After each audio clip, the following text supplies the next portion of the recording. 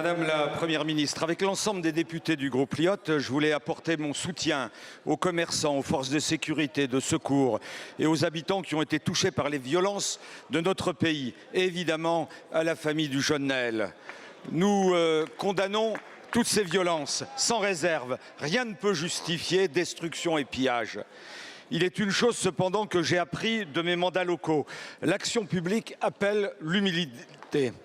J'ai entendu des analyses de pseudo-experts, d'irresponsables politiques alimentant les discours de haine. Il n'y a pas de solution miracle. Il y a une urgence, le retour au calme et à l'ordre, puis un chantier qui ne doit plus être enterré, celui d'une politique de cohésion sociale. On ne peut pas traiter séparément les questions de sécurité, des réponses pénales, des discriminations, d'accès à l'emploi, de santé ou d'éducation. Tout est lié. Il faut prendre tous ces mots à la racine, proposer des solutions adaptées à nos territoires. J'ai relu le rapport Borloo, travaillé avec 200 maires et associations. Il y avait un constat, l'immobilisme allait créer une nouvelle crise. Nous y sommes. Il y avait de nombreuses réponses concrètes pour une réconciliation nationale. Malheureusement, ce fut un rendez-vous manqué. Certes, des choses ont été faites, mais si peu. Nous avons une crainte que les solutions partielles soient mises en place et que l'on passe à autre chose et qu'une autre crise survienne. Au contraire, il faut des solutions globales forgées avec les élus locaux, les responsables associatifs, policiers, médiateurs, l'éducation nationale. Nous avons appelé cela un conseil des sages. Il convient donc de reprendre le rapport Borloo, Madame la Première ministre, de l'actualiser. Les valeurs de notre République ne peuvent progresser que si la promesse d'égalité est possible.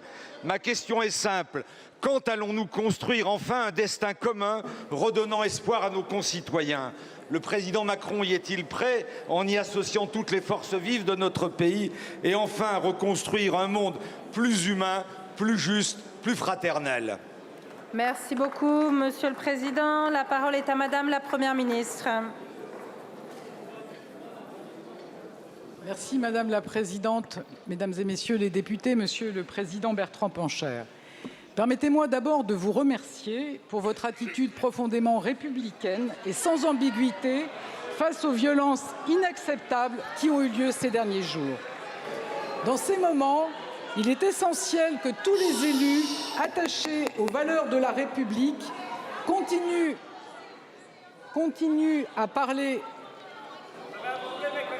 Oui, vous avez un problème quand je parle des élus attachés aux valeurs de la République, Mesdames et Messieurs les députés ?